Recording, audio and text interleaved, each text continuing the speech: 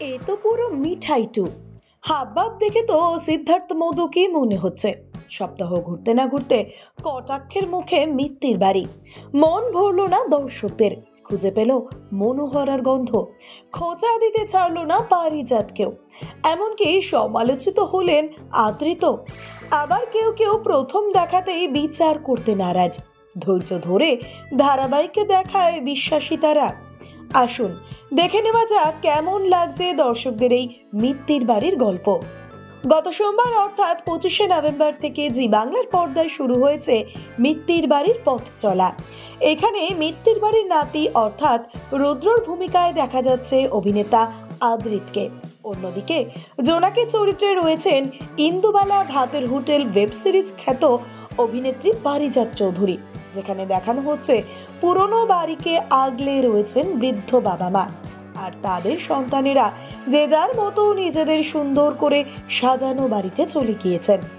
এখন তারা চাইছেন তাদের পৈতৃক বাড়ি ভেঙে ফ্ল্যাট করে নিতে, ঠিক এখনকার দিনে যেমনটা দেখা যাচ্ছে। তবে এই ঘটনার বিরুদ্ধে রুখে দাঁড়িয়েছেন নাতি রুদ্র। সে রয়েছেন তার ঠাকুমা দাদুর পাশে। এদিকে আবার ওই বাড়িতেই আশ্রয় নিয়েছেন জোনাকি। এই নিয়ে ধারাবাহিকের গল্প। সোমবার ধারাবাহিক শুরু হওয়ার পর থেকেই সোশ্যাল মিডিয়ায় শুরু হয়েছে কটাক্ষের বন্যা। সিরিয়ালে আদৃতের লুক দেখে দর্শকদের সিদ্ধার্থ মোদক অর্থাৎ উচ্ছে বাবুর কথাই মনে পড়ে গিয়েছে। আদৃতের নতুন লুকে নাকি কোনোই পার্থক্য নেই তাদের মতে, ঠিক যেন উচ্ছে বাবু, এমন মন্তব্যও করেছেন অনেকেই। তার হাবভাব, চালচলন, কথা বলার স্টাইল সবটাই নাকি আগের মতোই লাগছে তাদের কাছে। অন্যদিকে অভিনেত্রী পারিজাতকেও কটাক্ষ করতে ছাড়েনি নেটিজেনরা। প্রথম দেখাতেই তাদের বক্তব্য, পারিজাতকে নাকি মানাচ্ছেই না আদৃতের পাশে, পুরোপুরি বেমানান জুটে।